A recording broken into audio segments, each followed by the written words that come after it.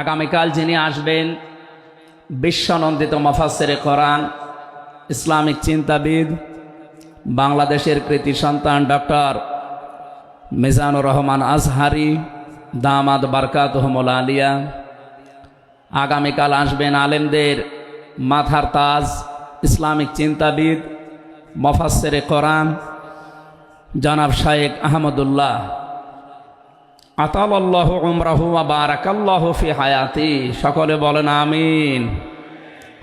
গতকাল এখানে যিনি আলোচনা রেখেছেন শাইখুল হাদিস ইবনে শাইখুল হাদিস, আমার কারাগারের সাথী, ইসলামিক চিন্তাবিদ, শিক্ষাবিদ, মুফাসসিরে কোরআন আল্লামা মামুনুল হক হাফিজাহুল্লাহ। গতকাল আলোচনা রেখেছেন শ্রদ্ধাভাজন বড় ভাই মুফাসসিরে কোরআন আব্দুল হাই মোহাম্মদ সাইফুল্লাহ আতালাল্লাহু উমরাহু ওয়া বারাকাল্লাহু ফি হায়াতি। সকলে বলেন আমিন। মঞ্চের ডানে বামে যারা আছেন সম্মানিত ব্যক্তিবর্গ, সামনে বসা মুসলমান ভাইরা, পর্দার আড়ালের সম্মানিতা মা এবং বোনেরা, প্রশাসনের ভাইরা, প্রাণ প্রিয় যশোরবাসী, আমি প্রথমে দোয়া করছি মহান রব্বুল ইজ্জাত আল জালালের দরবারে মরহুম শেখ আকিজউদ্দিন, তার একজন সন্তান এ দুনিয়া থেকে বিদায় নিয়েছে। এ মাহফিল যিনি এককভাবে বাস্তবায়ন করতেন খুলনা বেজের ডাঙ্গার ময়দানে, উনি কয়েক বছর আমাদের ভেতরে নেই। আলহাজ শেখ মমিন উদ্দিন, আল্লাহ রাব্বুল আলামিন তার কবরটাকে যেন জান্নাতুল ফেরদাউস বানিয়ে দেন, বলেন আমিন। দল মত জাতি বর্ণ ধর্ম নির্বিশেষে কোরআনে কারিম শোনার জন্য যারা এই ময়দানে ছুটে এসেছি রাতের বেলা, আমরা যে খুশি প্রকাশ করার জন্য বলছি আলহামদুলিল্লাহ। সম্মানিত দুইজন উপস্থাপক, আজকে আপনাদের সামনে যারা কথা বলছিলেন, আপনাদের যশোরের কৃতি সন্তান, বিশিষ্ট সঙ্গীত শিল্পী, শ্রদ্ধাভাজন বড় ভাই জনাব কবির বিন সামাদ দামাদ বারকাতুহুমুল আলিয়া। সম্মানিত উপস্থাপক হিসাবে আরেকজন আছেন বাংলাদেশের কৃতি সন্তান, ইসলামিক চিন্তাবিদ, নাশিদ শিল্পী বড় ভাই জনাব আমিরুল মমিনিন মানিক হাফিজাহুল্লাহ। যে আল্লাহ আমাদেরকে কণ্ঠ ছেড়ে দিয়েছেন কথা বলার জন্যে। 15.5 বছর মনে হচ্ছিল যে আমাদের বুকের ওপর একটা পাথর চাপা দেওয়া আছে। পাথরটা আল্লাহ নিজের কুদরতি ভাবেই সরিয়ে দিয়েছেন।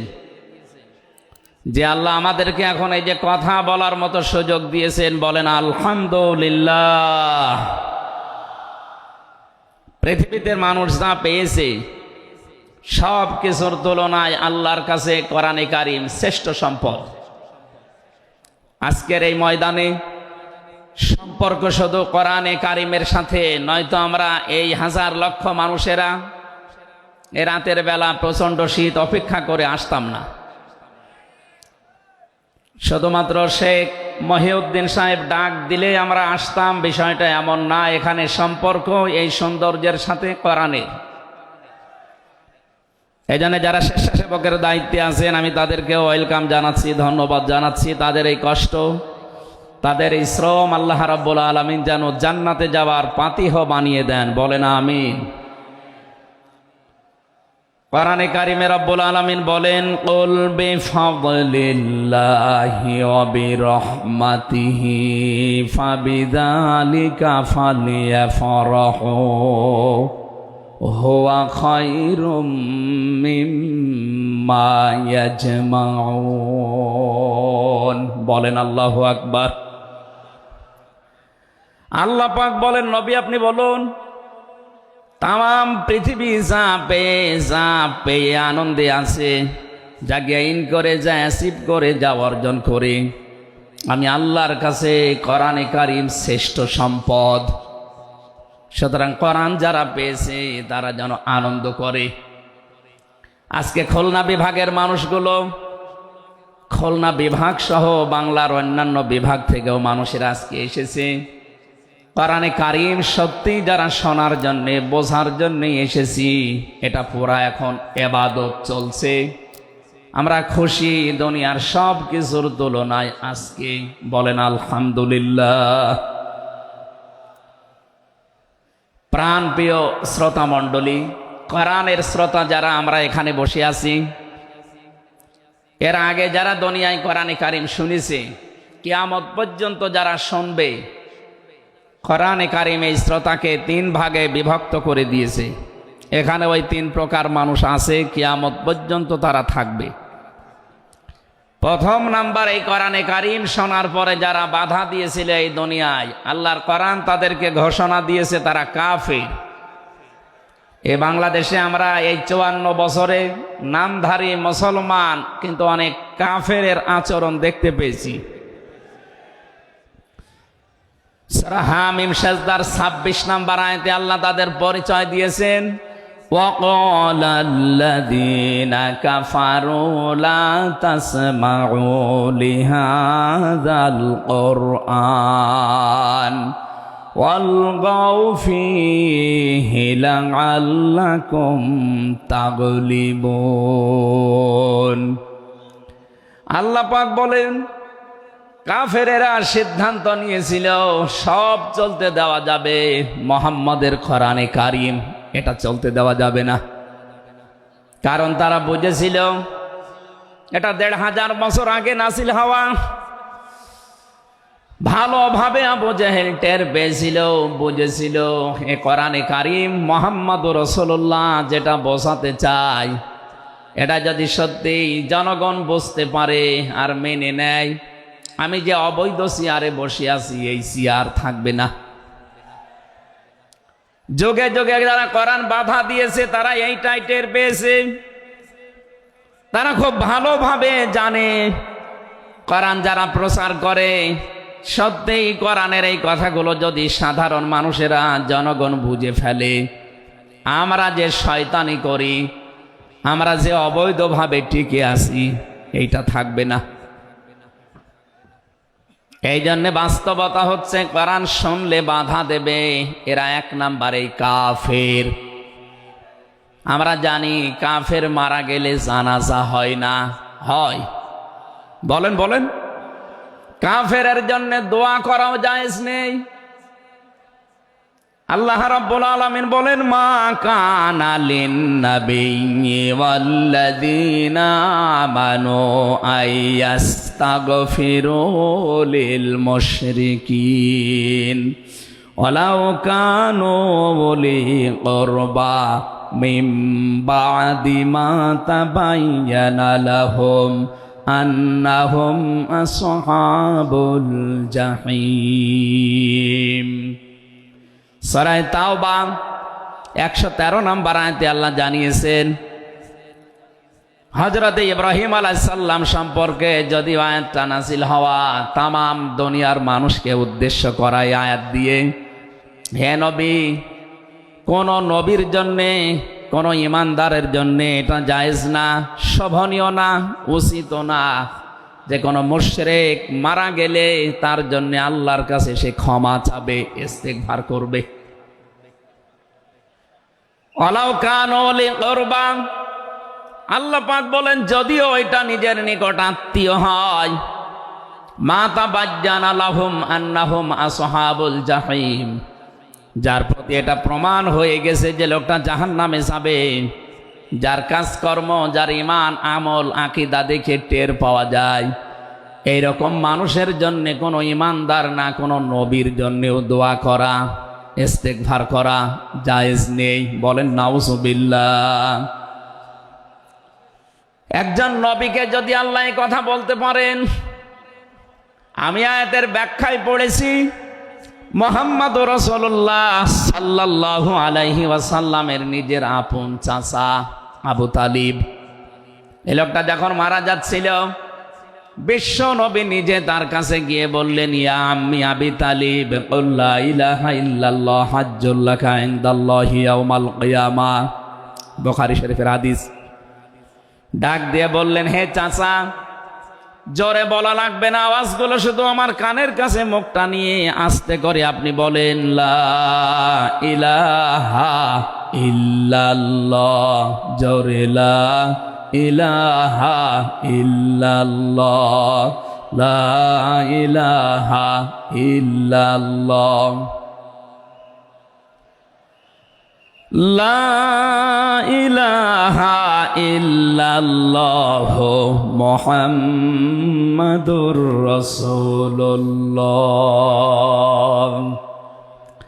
আপনি শুধু আল্লাহর একাত্মবাদের স্বীকৃতি দেন আমার কানের কাছে।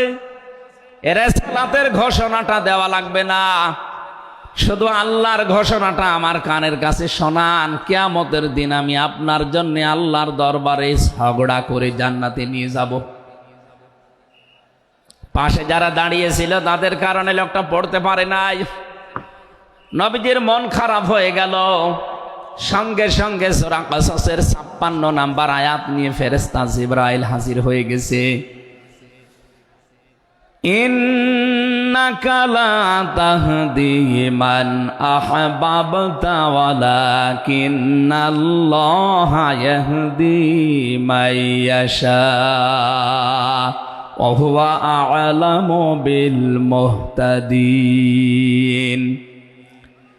আল্লাহ পাক বলেন, হে নবী, আপনি যাকে ভালোবাসেন, যাকে পছন্দ করেন, যাকে মনে করবেন আপনি হেদায়েত দেবেন না, আপনি পারবেন না। কারণ হেদায়েত আমি আল্লাহ আপনার হাতে দেইনি।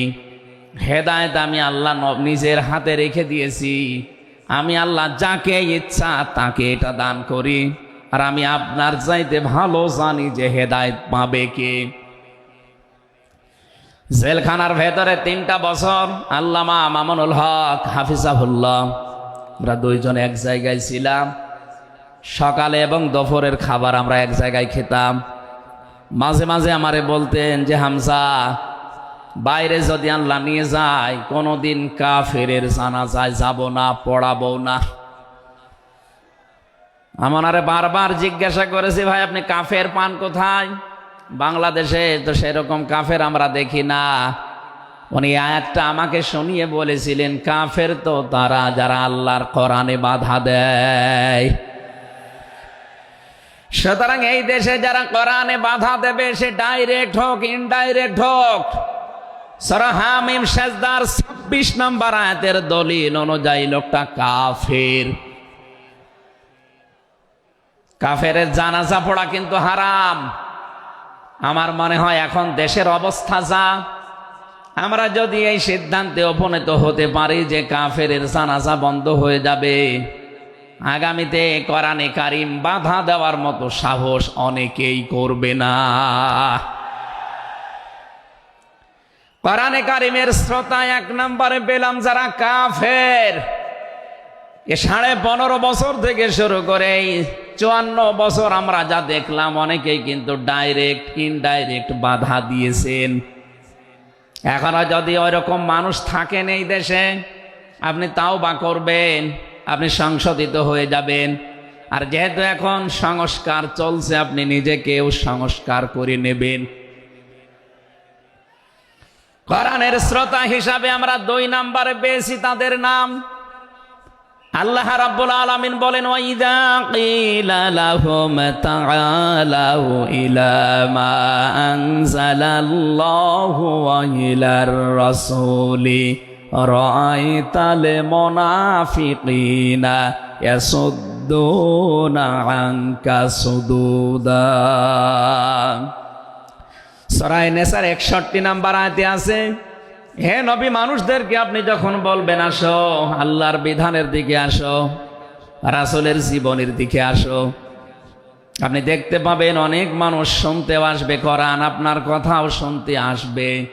কিন্তু যখন দেখবে যে এগুলো কোরআনের সাথে আমাদের জীবনের মিল নেই, রাসূলের এই আদর্শের দিকে ডাকে, এগুলোর সাথে বাস্তবতা আমাদের মেলে না, রাআইতাল মুনাফিকিনা ইয়াসুদ্দুনা আনকা সুদুদা, আপনি দেখতে পাবেন ও মানুষগুলো আস্তে করে আপনার কাছ থেকে পেছন ফিরে কেটে পড়ছে। বলেন নাউজুবিল্লাহ। সুতরাং কোরআন শুনতে এসে যেগুলো যাদের জীবনে মিলবে না, এই মানুষগুলো যদি মন খারাপ করে, রাগ করে, যে কোনো কায়দায় চলে যেতে চান, আপনি মনে করবেন মুনাফিকের জার আপনার ভেতরে আছে। আল্লাহ আমাদের হেফাজত করুন, বলেন আমিন। 3 নাম্বার শ্রোতার বর্ণনা পেয়েছি সূরা আনফালের 2 নাম্বার আয়াতে। আল্লাহ পাক বলেন, ইন্নামাল মুমিনুনা আল্লাযীনা ইযা যুকিরাল্লাহু ওয়াজিলাত কুলুবুহুম ওয়া ইযা তুলিয়াত আলাইহিম আয়াতুহু যাদাতুহুম ঈমানা ওয়া আলা রাব্বিহিম ইয়াতাওয়াক্কালুন। চিৎকার করে বলেন আল্লাহু আকবার।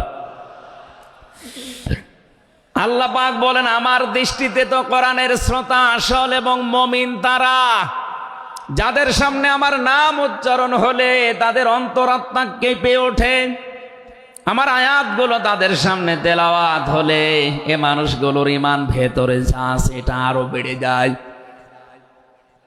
এখানে যাদাতুহুম ঈমান আর ব্যাখ্যায় আমি দেখেছি, শরীরের পশমগুলো দেখবেন আপনি হঠাৎ খাড়া হয়ে যাবে, বাম স্তনের 2 আঙ্গুল নিচে একটা গোস্তের টুকরা আছে, ওটা কাঁপবে, কাঁপাকাঁপি করবে, একটা অনির্বচন শোক আপনি আলাদা অনুভব করবেন। এই 3টা যদি এখন আমাদের ভেতরে তৈরি হয়, আলা রাব্বিহিম ইয়াতাওয়াক্কালুন, বাড়ি যাওয়ার আগে এই সিদ্ধান্ত নিয়ে যাওয়া যাবে যে আল্লাহ ছাড়া আর কারো উপরে আমরা ভরসা করি না। বলেন সুবহানাল্লাহ।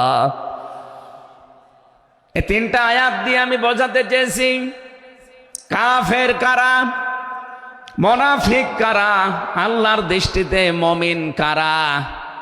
3 নাম্বারে এই তরিকায় যদি আমরা এই 3টি গুণ অর্জন করতে পারি, আজকে আল্লাহর কথাগুলো শুনলে আপনার ভেতরে কাঁপ ধরবে।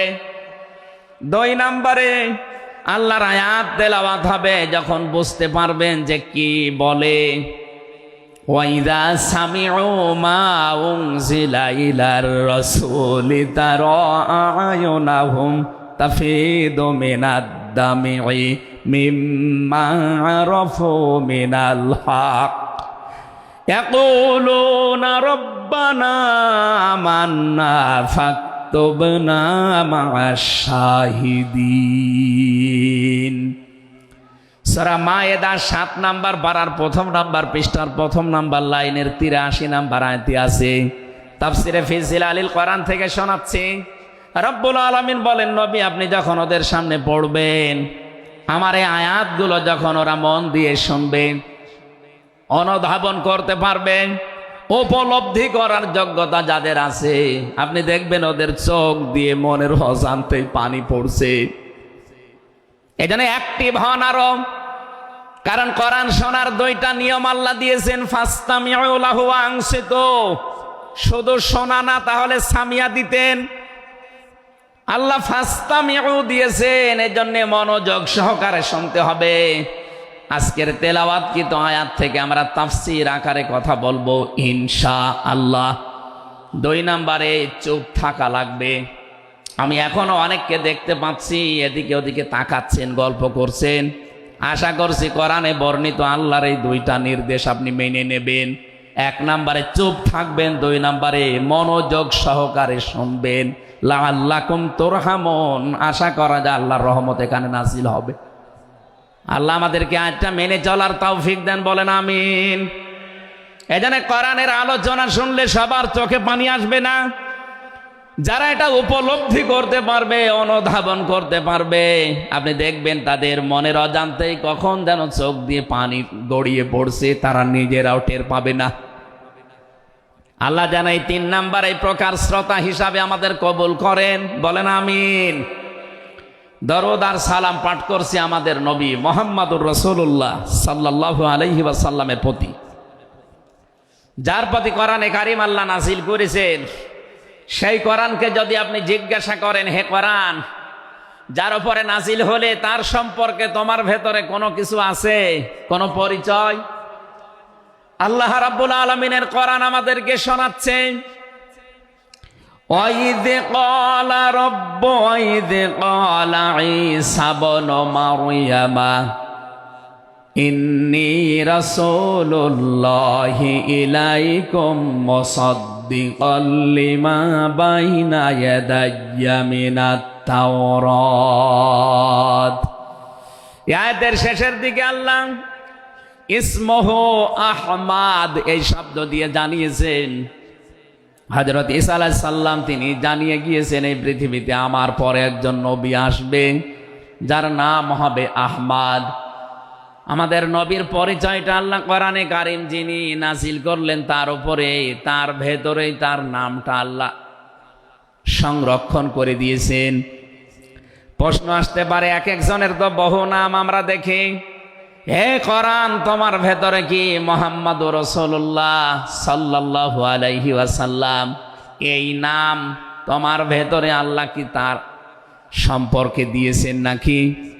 আমরা যে তেলাওয়াত করেছি সূরা ফাতিহা, এই সূরা থেকে যেহেতু আজকে আলোচনা করব, এই সূরার প্রথম আয়াতে আমার আল্লাহ আমার নবীর নামকে উল্লেখ করে জানিয়েছেন। এটা 29 নম্বর আয়াত, মুহাম্মাদুর রাসূলুল্লাহ। সূরা ফাতিহার 29 নম্বর আয়াতটা আমরা পড়েছি 4 ভাগের 1 ভাগ। এই আয়াত থেকে আমরা আজকের আলোচনার বিষয় সাজিয়েছি। আমার আজকের বিষয়বস্তু, আমরা মুহাম্মাদুর রাসূলুল্লাহর উম্মত হতে চাই। সত্যি যদি আল্লাহর দৃষ্টিতে বিশ্বনবী মুহাম্মাদুর রাসূলুল্লাহর উম্মত আমরা হতে চাই, মাস্ট বি তেলাওয়াতকৃত আয়াতের এই বর্ণিত গুণগুলো আমাদের এখন থেকেই অর্জন আরম্ভ করা লাগবে। আমি সহ যারা এসেছি অবশ্যই আল্লাহ এই গুণগুলো এখন থেকে যেন পালন করার তৌফিক আমাদেরকে দান করেন, আমিন। সূরার নাম সূরা ফাতিহা, ফাতাহ মানে বিজয়। এ সূরার প্রথম আয়াতের ভেতরে এই শব্দটা আছে, এখান থেকে নামকরণ করা হয়েছে। আল্লাহ রাব্বুল আলামিন বলেন, ইন্না ফাতাহনা লাকা ফাতহাম মুবিনা। অবশ্যই হে নবী আমি আপনাকে একটা সুস্পষ্ট বিজয়ের সুসংবাদ দিচ্ছি। এই বিজয়ের ঘটনা তো ঐতিহাসিকভাবে ইবনে কাসিরের ভেতর থেকে আমি শিক্ষার জন্য এবার বলছি। এদিকে খুব অ্যাক্টিভ হয়ে থাকবেন। এই সূরা ফাতিহার 18 নম্বর আয়াত। আমার যতটুকু পড়াশোনা আছে, আমার যতটুকু লেখাপড়ার স্টাডি আছে, এই আয়াতটা এখন বাংলাদেশে সবচাইতে বেশি প্রয়োজন। সূরা ফাতিহা 18 নম্বর আয়াত। যে যেখানে আছেন, দাঁড়িয়ে আছেন, বসে আছেন, শুয়ে আছেন, কান এবার খাড়া করে দেন। হুদায়বিয়ার সন্ধির যে ঘটনা আমরা শুনেছি এতদিন পর্যন্ত, শুধু শুনেছি অনেকে, কিন্তু এখান থেকে শিক্ষাটা আজ অনেকে নেয়নি। বাংলাদেশের এখন যে অবস্থা, এই শিক্ষা নেওয়ার সময় এখনই। নবীজি 1400 মানুষ নিয়ে এসেছিলেন সাহাবায়ে কেরাম নিয়ে হজ করার জন্যে। হুদায়বিয়া নামক যে জায়গাটা এখন কূপ আছে, এখানে এই জায়গায় নবীজি আশ্রয় নিলে আস্তানা গাড়লেন, তাঁবু গাড়লেন। কাফেরদের পক্ষ থেকে এখানে প্রতিবন্ধকতা সৃষ্টি করা হয়েছে যে না, আপনাদেরকে আমরা আর যেতে দেব না। বিশ্বনবী তাদেরকে প্রস্তাব দিলেন যে আমরা কিচ্ছু নিয়ে আসিনি সাথে করে, শুধু হজ করেই চলে যাব। কাফেরদের পক্ষ থেকে আওয়াজ এলো, না আপনাকে আমরা যেতে দেব না, তবে আমাদের একটা প্রস্তাব আছে। আপনি যদি আগামী বছরে আসেন হজ করে যেতে পারবেন, কিন্তু এবছরে আপনাদেরকে আমরা আল্লাহর ঘর কাবায় যেতে দেব না। কি নিষ্ঠুর আচরণ! তাকান, আল্লাহ পাকের নবী আল্লাহর ঘর তাওয়াফ করবে, বাধা দিচ্ছে যারা আল্লাহকে বিশ্বাস করে না তারা। এ বাংলাদেশে 50টা বছর কোরআনে কারীম প্রচার করেছে যারা, কোরআনের পাখি শহীদ আল্লামা দেলাওয়ার হোসাইন সাইদি রহমতুল্লাহ আলাইহি, তার নামে মামলা দেওয়া হয়, কেস দেওয়া হয়, তিনি নাকি ধর্মীয় অনুভূতিতে আঘাত দিয়েছে। আমার তো মনে হয় 1500 বছর আগে নবীজিকে যারা বাধা দিয়েছিল আল্লাহর ঘর কাবায় হজ করতে দেবে না, ১,৫০০ বছর পরে যেন তাদের প্রেতাত্মারাই ফিরে এসেছে। আল্লাহর নবী বললেন, ঠিক আছে, ওসমানকে পাঠালাম। হযরত ওসমান ইবনে আফফান রাদিয়াল্লাহু তাআলা আনহু তিনি গেলেন। হযরত ওসমানকে তারা আটক করার পরে ঘোষণা দিয়ে দিল, কতিলা ওসমান ইবনে আফফান, ওসমানকে হত্যা করা হয়েছে। এ সংবাদ যখন নবীজির কাছে এসেছে, যশোরবাসী খুব খেয়াল করেন, এখানে হযরতে ওসমানকে তারা হত্যা করার ঘোষণা দিয়ে মিথ্যা একটা সংবাদ পাঠিয়ে দিয়েছে নবীজির কাছে। নবীজি সাহাবায়ে কেরামকে বললেন, যারা ইহরামের কাপড় পরে এসেছিলে সব এখন খুলে ফেলো। সাহাবায়ে কেরাম বলেন, হে রাসূল, ইহরামের কাপড় খুললে হজ? বলে, হজ আগামী বছর। বাংলার মুসলমানেরা, আমি কেন বলছি আয়াতটা 2-1 মিনিট পরে আপনি টের পাবেন। দ্বিতীয় নম্বর, নবীজি বললেন, আজকে রমজান মাস, এটা রমজান মাসের এখন আর আধা ঘন্টা 1 ঘন্টার সময় আছে মাত্র ইফতারি করার, এখনই ভেঙে ফেলো, ইফতারি করে ফেলো। দরকার আগামীতে রোজা আবার রমজানের সিয়াম আবার করে দেওয়া যাবে। যে দুইটা সিদ্ধান্ত নিলেন, দুইটাই ফরজ, একটা রোজা, একটা হজ। নবীজি কিন্তু জানতেন ইহরামের কাপড় খুলে ফেললে হজ ভেঙে যাবে, আর একটু পরেই তো ইফতারি করলে রোজাটা হয়ে যায়। বিশ্ব নবী বলেন না, এক্ষুনি রোজা ভেঙে ফেলো। আবার বলছে, কান খাড়া করেন, আমি কিন্তু 2 মিনিটের ভেতরে জায়গায় যাব। এত বড় দুইটা বড় বড় ফরজ বিধান নবীজি লঙ্ঘন করছেন, কারণটা কি? কারণ একটাই, ওরা একজন নিরপরাধ মানুষকে আটক করে হত্যার ঘোষণা দিয়েছে। আপনি বাংলাদেশকে 15.5 বছরের সাথে ওই ঘটনাটা মিলান। একটা নিরপরাধ মানুষ, মাত্র একজন, তাকে আটক করে হত্যার ঘোষণা দেওয়ার কারণে যদি নবী মুহাম্মদ রাসূলুল্লাহ হজ ছেড়ে দিতে পারেন, রোজা ছেড়ে দিতে পারেন, তিনি ওই বাবলা গাছের নিচে হাত দিলেন। সাহাবায়ে কেরামকে বললেন, আমার হাতের উপরে সবাই হাত লাগাও, আমি আজকে তোমাদেরকে বায়াত গ্রহণ করাবো, শপথ নেব তোমাদের কাছে। 1399 জন নবীর সাথে আছে, আর হযরত ওসমানকে যেহেতু তারা আটক করেছে, এই 1399 জন সবাই নবীজির হাতের উপরে একটার পরে হাত দিতে আছে। বিশ্ব নবী ডাক দিয়ে বলেন, সাহাবীরা, জিবরাইল এই মাত্র সূরা ফাতিহা এই সূরার 18 নম্বর আয়াতটা আমাকে তেলাওয়াত করে শুনিয়ে গেল। জিবরাইল এসেছিল, তোমরা কেউ দেখতে পাওনি। জিবরাইল আয়াতটা শুনিয়েছে, লাকাদ রাদিয়াল্লাহু আনিল মুমিনিনা ইয ইউবাইউনাকা তাহতাশ শাজারাতি ফাআলিমা মা ফি কুলুবিহিম ফানজালাস সাকিনাতা আলাইহিম ওয়া আসাবাহুম ফাতহান করিবা। খুব খেয়াল করেন, সেই সময় পর্যন্ত আমি চলে এসেছি। নবীজি নিজের বাম হাতটা সাহাবায়ে কেরামদের উপরে রেখে বললেন, সাহাবীরা, আজকের এই বায়াতের উপরে, শপথের উপরে আল্লাহ পাক নিজেই জানিয়েছেন যে তিনি রাজি হয়ে গেছেন। আয়াতটা শুরু করার আগে আল্লাহ 2টা তাকিদ দিয়েছেন, লাম এবং কদ। লাকাদ রাদিয়াল্লাহু আনিল মুমিনিন, আল্লাহ পাক বলেন, আমি নিজে মুমিনদের উপরে অবশ্যই অবশ্যই রাজি হয়ে গেছি। রাজি হব না, হয়ে গেছি।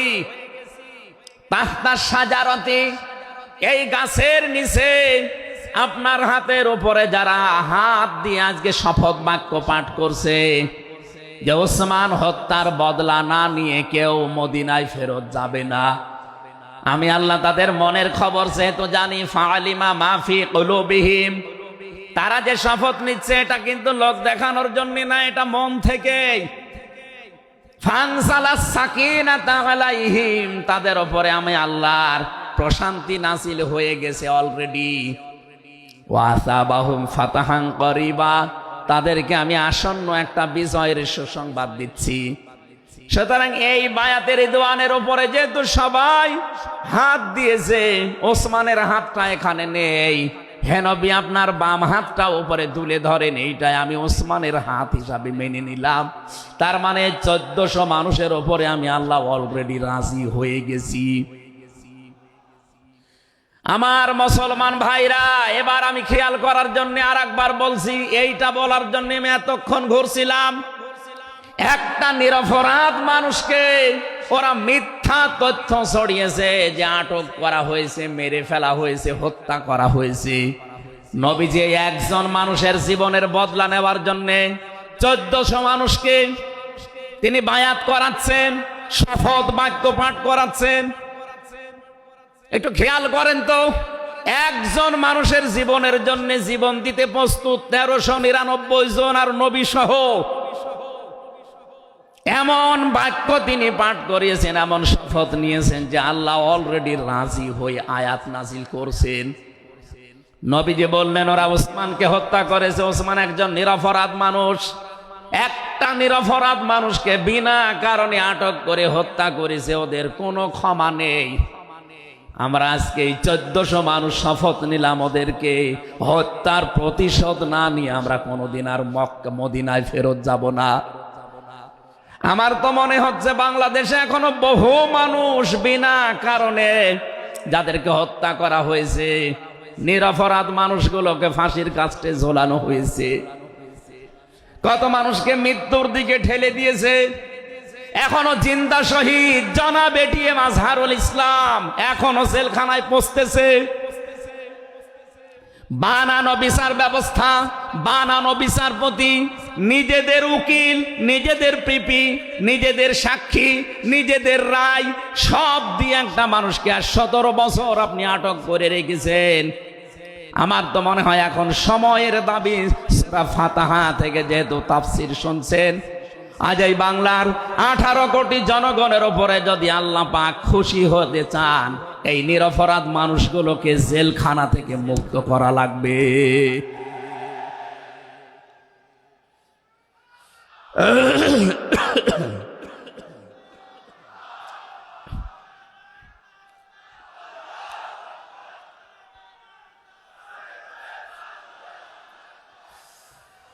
যশোরবাসী আল্লাহ রাব্বুল আলামিন এখানে কয়েকটা বিষয় আমাদেরকে উপহার দিতে চেয়েছেন সুসংবাদের মাধ্যমে। 1 নম্বরে আল্লাহ বলেন আমি রাজি হয়ে যাব।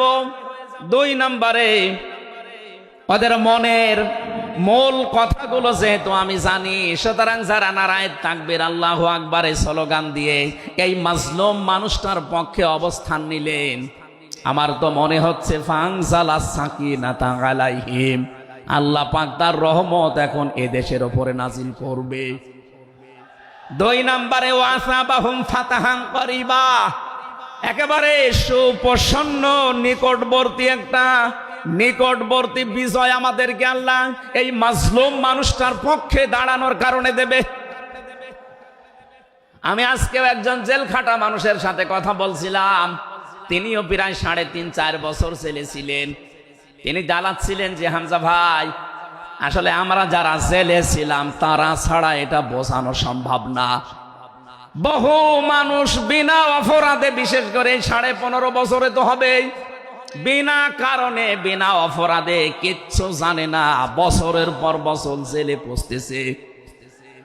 ওরা যদি একজন নিরপরাধ মানুষকে মিথ্যা কথা ছড়িয়ে দেওয়ার কারণে নবী যেরকম সিদ্ধান্ত নিতে পারে, আজ বাংলার 18 কোটি মানুষ দল বেদল সব ভুলে গিয়ে নিরপরাধ যত মানুষ জেলে ভর্তি আছে, গুম হয়েছিল, খুন হয়েছিল যারা, এদের পক্ষে দাঁড়াতে যদি সত্যি আপনি মন থেকে এগিয়ে আসতে পারেন, আল্লাহর কসম আমাদের সামনে আল্লাহ বিজয় দেখাবেন। বিজয় আমরা দেখতে পাচ্ছি সূরা কসস 20 নম্বর পারা 4 নম্বর পৃষ্ঠার 15 নম্বর লাইনের 5 নম্বর আয়াত।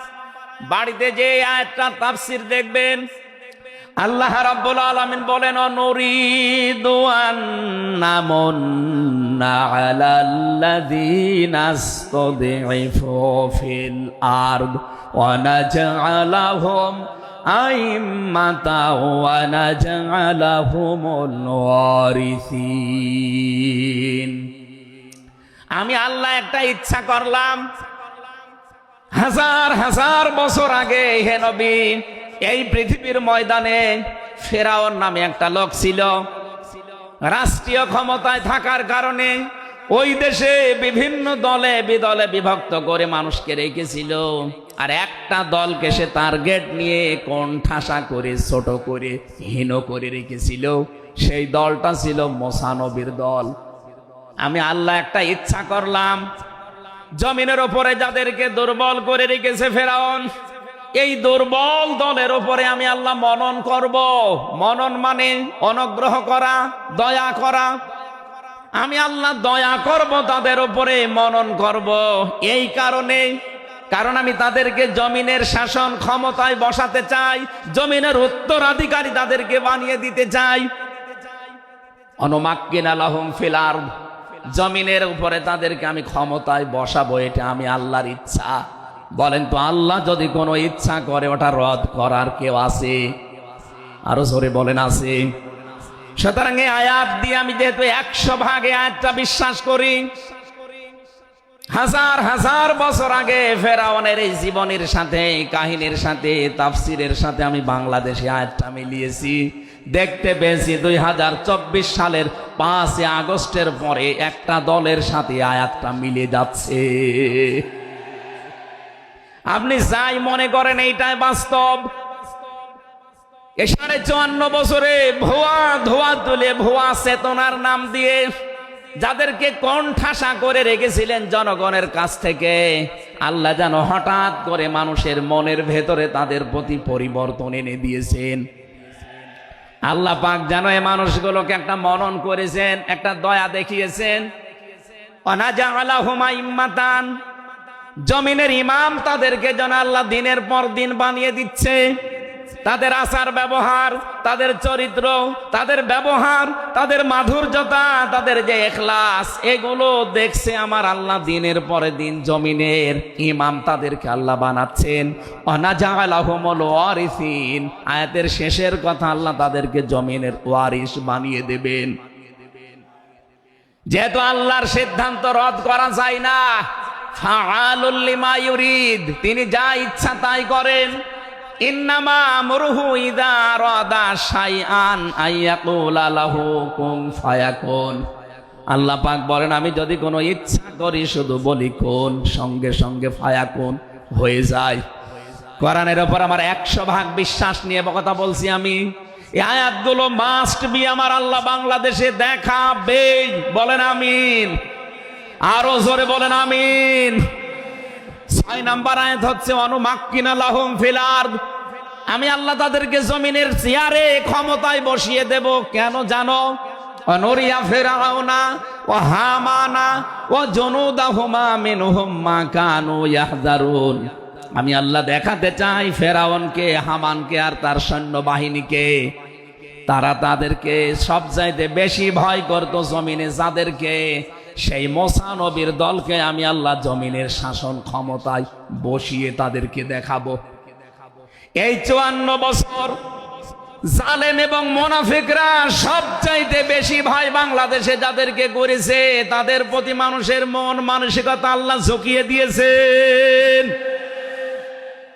এই জন্য কোরআনের আয়াতের উপরে বিশ্বাস করে বলছি, এই বাংলাদেশে যারা নিরপরাধ মানুষ আছে তাদেরকে যদি 5 তারিখের পরে বিভিন্ন আন্দোলনের কারণে, মানবিকতার কারণে ছেড়ে দেওয়া হয়, বিশেষ করে ম্যাডাম খালেদা জিয়াকে আপনি ছেড়ে দিয়েছেন। এরপরে আমরা দেখতে পেলাম আব্দুল সালাম পিন্টু ভাইকে ছেড়ে দিয়েছেন। এরপরে গিয়াসউদ্দিন মামুন ভাইকে ছেড়ে দিয়েছেন, মিয়ানুরউদ্দিন অপু ভাইকে ছেড়ে দিয়েছেন। আমরা চাই জনাব এটিএম আজহারুল ইসলামকেও মুক্তি দেওয়া হোক। এ দাবির পক্ষে আছেন কারা দেখি? লিল্লাহি তাকবীর।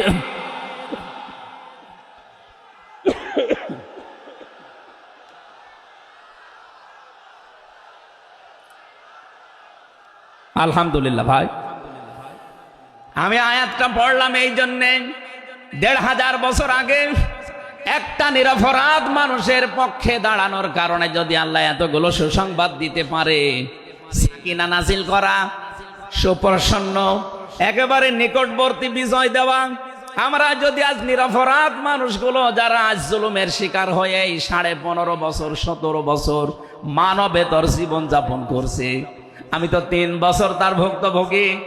3টা বছর আমাদেরকে ফাঁসির কন্ডেম সেলের ভেতরে 24 ঘন্টা লকআপ দিয়ে রাখতেন। কি করেছিলাম আমরা? আজকে এই যে মাহফিলের 6 জন আলেমের ভেতরে আমরা 3 জনই এক জায়গায় ছিলাম জেলখানায়, আর বাকি 3 জনের ভেতরে একজন তো বাইরের দেশে, আর 2 জন আব্দুল হাই সাইফুল্লাহ, শাইখ আহমদুল্লাহ, 2 জন মুসলিম। তাদেরকেও কোরআনের কথায় দেশে 15.5 বছর আপনারা বলতে দেননি। এজন্য আমি আয়াত থেকে যেটা শিক্ষা দিতে চাই, কাটছাট কথা বলছি। বাংলাদেশে যদি আল্লাহর সাকিনা, প্রশান্তি মনে এবং বাইরে আপনি দেখতে চান, সুপ্রসন্ন বিজয় যদি দেখতে চান, অবশ্যই আপনাকে নিরপরাধ যারা এখনো পর্যন্ত বিভিন্ন জায়গায় মাজলুম হয়ে আছে তাদের পক্ষ নেওয়া লাগবে। এই কথা বলুন। আল্লাহ আজকে আমাদের জীবনে 100% মেনে চলার তৌফিক দেন, বলেন আমিন। এই সূরা ফাতিহা থেকেই আমরা পড়েছি 29 নম্বর আয়াত। আমাদের আলোচনার বিষয় মুহাম্মদুর রাসূলুল্লাহর উম্মত কারা। রব্বুল আলামিন বলেন মুহাম্মদুর রাসূলুল্লাহ, মুহাম্মদ সাল্লাল্লাহু আলাইহি সাল্লাম আল্লাহর রাসূল। হে নবী, দুনিয়ার কেউ যদি আপনার রেসালাত স্বীকার না করে, কেউ যদি সাক্ষী না দেয়, আমি আল্লাহ নিজে সাক্ষী দিয়ে দিলাম আপনি আমার রাসূল। সুতরাং এই বাংলার জমিনে কেউ যদি নবীর আদর্শ না মানে, বিশ্ব নবীর কোনো ক্ষতি হবে না, আল্লাহরও কোনো লস নেই, যত ক্ষতি আমাদের। কথা বলে না কেন? কোরআনের চোখ লাগিয়ে দেখতে পাচ্ছি এদেশে হাজারো মানুষ জাহান্নামে দৌড়াচ্ছে, কারণ নবী মুহাম্মদুর রাসূলুল্লাহ বাদ দিয়ে পৃথিবীতে যদি অন্য কাউকে কিয়ামত পর্যন্ত কেউ আদর্শ মেনে চলে, কোরআনের কসম দিয়ে বলছি মাস্ট বি লোকটা জাহান্নামী। এজন্য এরকম আচরণে যারা আছেন, বুঝে হোক না বুঝে হোক, আল্লাহ রাব্বুল আলামিনের পরিচয় দেওয়ার আগে আমার আল্লাহ রাসূলের পরিচয় আমাদের কাছে দিয়েছেন। রাব্বুল আলামিন বলেন কুল হুয়াল্লাহু আহাদ আল্লাহুস সামাদ লাম ইয়ালিদ ওয়া লাম ইউলাদ ওয়া লাম ইয়াকুল লাহু কুফুয়ান আহাদ। এখানে আল্লাহর একাত্মবাদের শিক্ষা দেওয়া হচ্ছে। আল্লাহ পাক বলেন হে নবী আপনি বলুন, অথচ শোনানো হচ্ছে যার কথা, তার কথা তো আগে বলার দরকার ছিল। এখানে আগে রেসালাতের ঘোষণাটা দেওয়া হয়েছে, কুল হে নবী আপনি বলুন।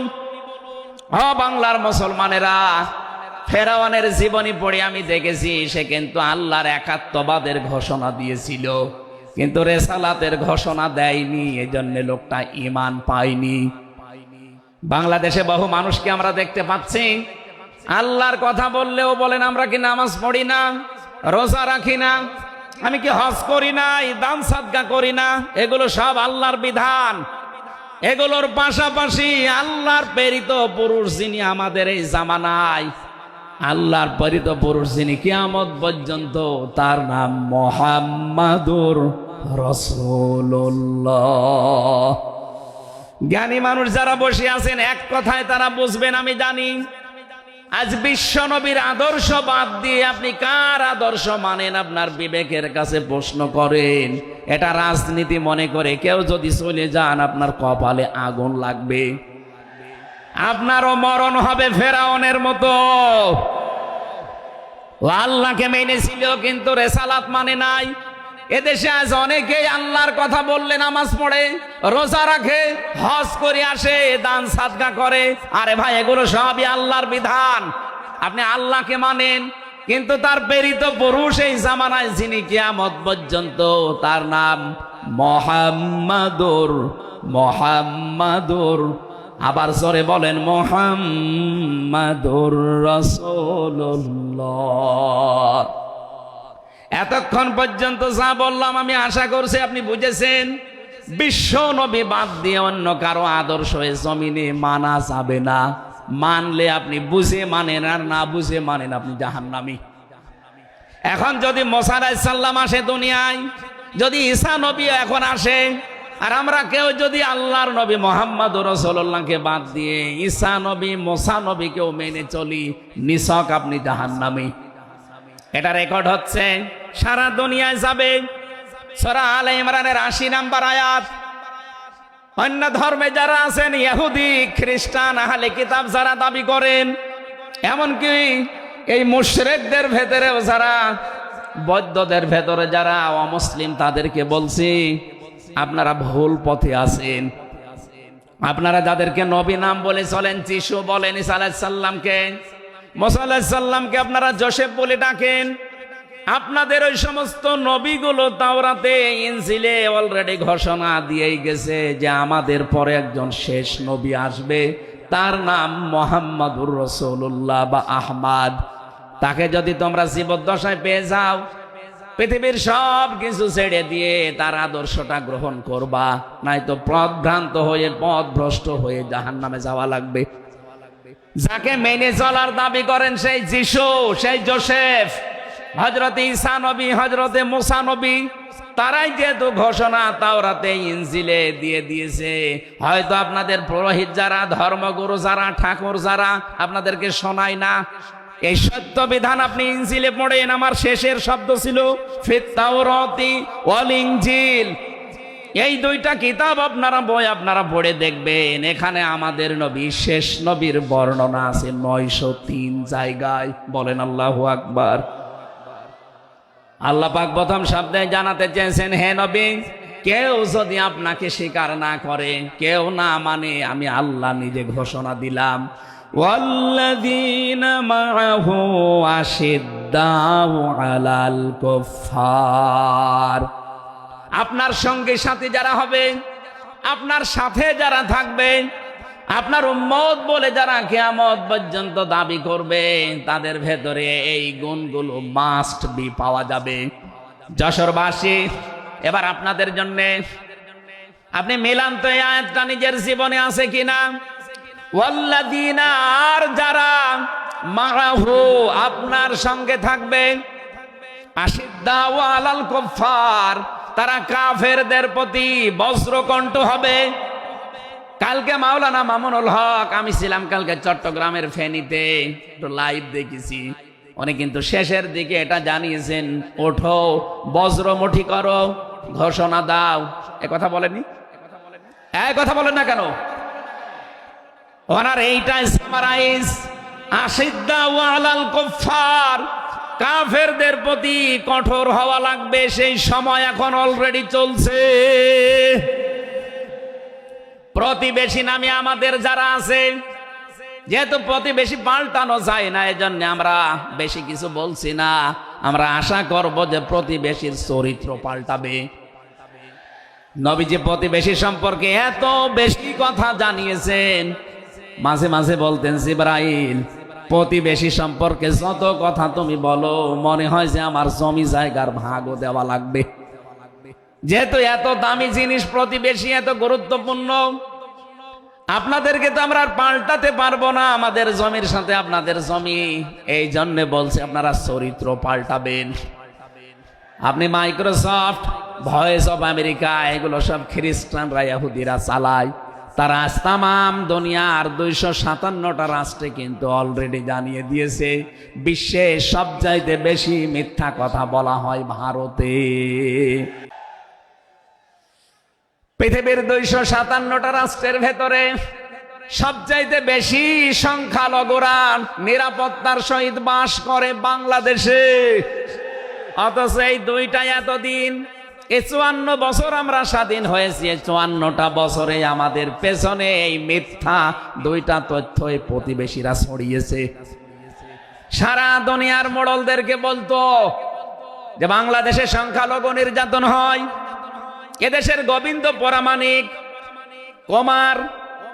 কুমার কি সেন যেন কয়েকজন মিলে তারা বিবৃতি অলরেডি মাঝে মাঝাই দিচ্ছে যে আগস্টের 5 তারিখের পর থেকে বাংলাদেশে আমরা সবচাইতে বেশি নিরাপত্তায় আছি সংখ্যালঘুরা। এখনো তো কোরআনে কারিম এই দেশে কায়েম হয়নি। আমি কোরআনের এই অনুষ্ঠান থেকে আপনাদেরকে গ্যারান্টি দিতে পারি, আল্লাহর কসম, কোরআনে কারিম যদি এদেশের রাষ্ট্রীয় ক্ষমতায় চলে আসে, বাংলাদেশের সবচাইতে বেশি নিরাপদে থাকবে সংখ্যালঘুরা। একজন মুসলমানের মাথায় যদি কেউ আঘাত করে একটা গুনাহ হবে, একটা অমুসলিমের গায়ে যদি কেউ আঘাত করে ডবল গুনাহ হবে। বাংলার মুসলমানেরা অনেকে মনে করেন যে এটা মনে হয় নতুন হাদিস। না, আপনি একজন মুসলমানকে আপনি মারলেন, আপনার নিজের ভাই, সে আল মুসলিম ও আখুল মুসলিম, কিন্তু অমুসলিম আপনার ভাই, এ কথা কোরআনেও নেই, হাদিসেও নেই। কে কথা বলেন না কেন?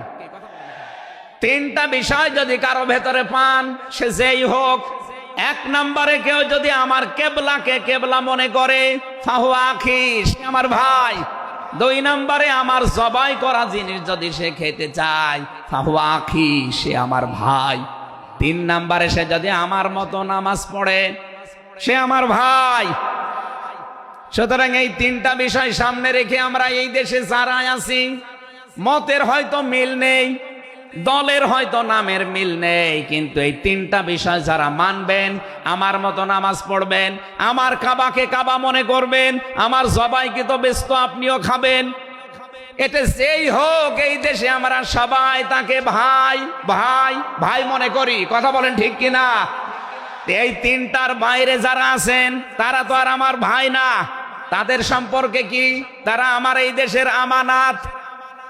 1 নম্বরে এই সংখ্যালঘু যারা আছে, হিন্দু হোক, খ্রিস্টান হোক, বৌদ্ধ হোক, মুশরিক হোক, যাই হোক, যারা আছে তাদের উপর যদি আপনি অত্যাচার করেন, তাদের মন্দির ভাঙেন, তাদের দেবতাকে গালি দেন, তাদের মাথায় বাড়ি দেন, চাঁদাবাজি করেন, 1 নম্বরে জুলুমের গুনাহ হবে, 2 নম্বরে আমানতের খেয়ানতের গুনাহ হবে।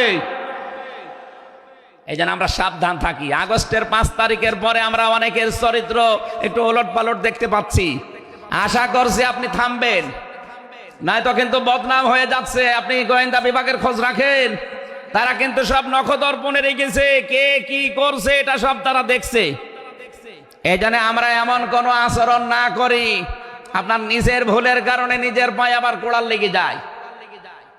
তারা সব দেখতে পাচ্ছে এই 4.5 মাসে কারা মানবতার জন্য কাজ করে, কারা দেশের জন্য কাজ করে, কারা এই 2780 জন মানুষ হাসপাতালের বেডে কাতরাচ্ছে, এদের কাছে কারা গেছে সব খোঁজ তাদের কাছে আছে। 2732 জন মানুষ হত্যা হয়েছে একজনের নির্দেশে। এতগুলো শহীদ পরিবারের পাশে কারা কারা দাঁড়াচ্ছে সব তাদের কিন্তু ডকুমেন্ট আছে। এই জন্য আপনি মনে করছেন আমি ডুবে ডুবে জল খাবো, ঘোলা পানিতে মাছ শিকার করব, কেউ কিছু টের পাবে না, কখনো না। সব তাদের আয়ত্তের ভেতরে আছে। এই জন্য এমন কাজ করা দরকার আমাদের, আগামীতে যেন শুধু ওই 14 দল বাদ দিয়ে আমরা যারা মাজলুম আছি, এই মানুষগুলো যেন রাষ্ট্রের দায়িত্ব পায়, আর কোরআন আর হাদিস দিয়ে বাংলাদেশের 56,000 বর্গ মাইল চলে। কারা কারা রাজি আছেন দেখি? লিল্লাহি তাকবীর।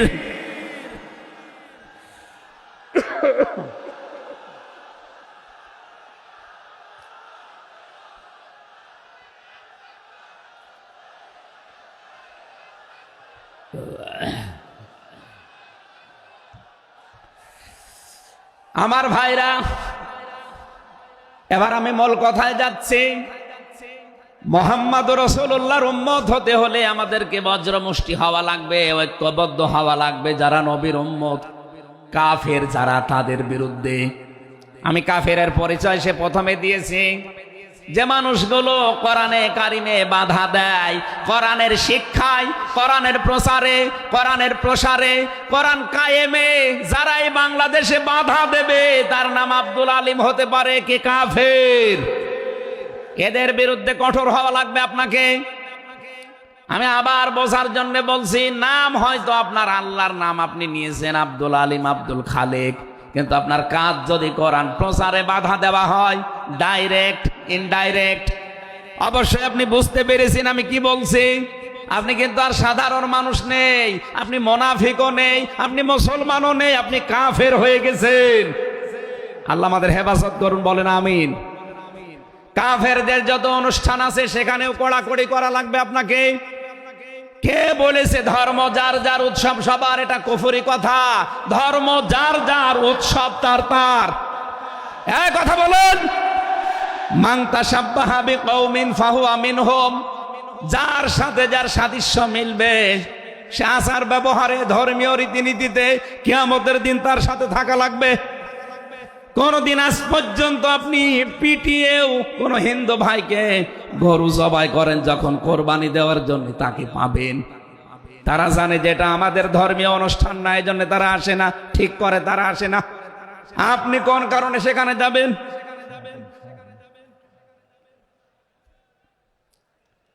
রোহামা ও বাইনাহুম।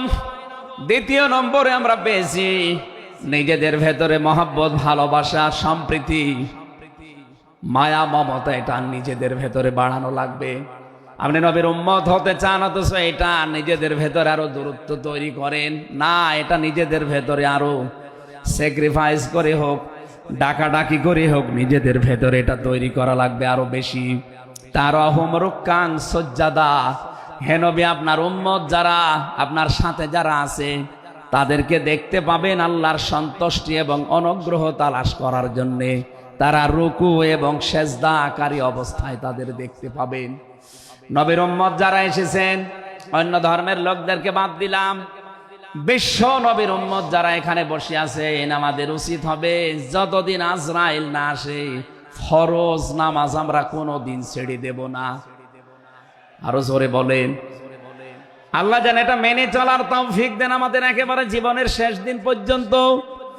2 নম্বরে, ফরজ নামাজের সময়টুকু যেভাবেই হোক বের করে আপনি আদায় করেন। সুন্নত নফল ওইগুলো যদি পড়তে না পারেন পরবর্তীতে পড়বেন, কিন্তু ফরজ নামাজ কেউ ছেড়ে দিয়ে সে আল্লাহর আয়ত্ত থেকে বের হয়ে যায়।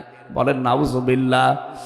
সাহাবা একরাম আল্লাহর দরবারে যে 7টা কারণে কবুল হয়েছিলেন তার ভেতরে 1 নাম্বার কারণ ছিল এই মানুষগুলো আল্লাহর বিধান সামনে পেলে পৃথিবী ভুলে যেতেন। আব্দুল্লাহ আনসারী রাদিয়াল্লাহু তাআলা আনহুর জীবনী পড়েছি।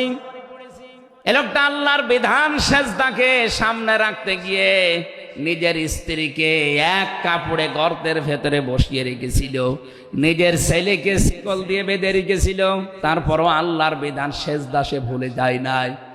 আমাদের এরকম কঠিন পরিস্থিতি এখন হয়তো আসেনি, তারপরও আমরা অনেকে বিনা কারণে ফরজ নামাজ ছেড়ে দেই। আমি নামাজের কথা মুসলমানদের কাছে সচরাচর বলতে চাই না, কারণ একজন মুসলমান আর একজন কাফেরের ভেতরে পার্থক্য নামাজ। নামাজ যদি কেউ না পড়ে সে মুসলমান থাকে কি করে? সুতরাং আজান হওয়ার পরে মুসলমান যাবে মসজিদে নামাজ আদায় করতে, মানুষ টের পাবে যে লোকটা মুসলমান। রিজালুল্লাহ তুলহিহিম তিজারাতু ওয়ালা বাইউন আন যিকিরিল্লাহ ইলা আখিরি আয়াত। মুসলমান ব্যবসায়ী যারা তাদের পরিচয় আল্লাহ দিয়েছেন। আল্লাহ রাব্বুল আলামিন বলেন, এই পৃথিবীর ময়দানে যারা মুসলমান ব্যবসায়ী আজান হওয়ার সঙ্গে সঙ্গে ব্যবসা প্রতিষ্ঠান বন্ধ করে দিয়ে তারা সেজদায় দৌড়াবে। ইয়াবতাগুনা ফাদলাম মিনাল্লাহি ওয়া রিদওয়ানা। এখানে আল্লাহ 2টা শব্দ ব্যবহার করেছেন। আল্লাহর ফজল যদি কেউ চায় তাহলে অবশ্যই তাকে মসজিদে যাওয়া লাগবে। আল্লাহুম্মা ইন্নী আসআলুকা মিন ফাদলিকা। ফজলের জন্য জমিনে আল্লাহ পাঠিয়েছেন আমাদেরকে, আর রহমতের জন্য তার ঘর মসজিদে পাঠিয়েছেন। এজন্য আল্লাহর রহমতের জন্য 5 বার আল্লাহর ঘরে আমাদেরকে যাওয়ার নির্দেশ দিয়েছেন আল্লাহ। আর যদি ফজল অনুগ্রহ পেতে চাই রিজিক, এগুলোর জন্য জমিন, এই জমিন আল্লাহ আমাদেরকে হালাল রুজি উপার্জন করার যে ব্যবস্থা, এরকম ময়দান যেন তৈরি করে দেন। বলেন আমিন। সিমাহুম ফি ফুজুহিহিম মিন আসারিস সুজুদ। আল্লাহ বলেন এদের এই চিহ্নগুলো, সেজদার চিহ্নগুলো এদের চেহারার বিভিন্ন জায়গায় ফুটে উঠবে। কিয়ামতের ময়দানে এই চিহ্ন দেখে দেখে নবী সুপারিশ করে করে জান্নাতে নিয়ে যাবে, হয় কপালে, নাই নাকে, নাই হাতে। যে সমস্ত জায়গায় সেজদা দেওয়ার জন্য আপনি জমিনে লাগিয়েছিলেন, এই জায়গাগুলো কিয়ামতে চমক দিতে থাকবে। আল্লাহ আমাদের প্রত্যেককেই এই 5টি গুণ অর্জন করার মাধ্যমে বিশ্ব নবীর খাঁটি উম্মত হওয়ার তৌফিক দিন। আমিন, আল্লাহুম্মা আমিন।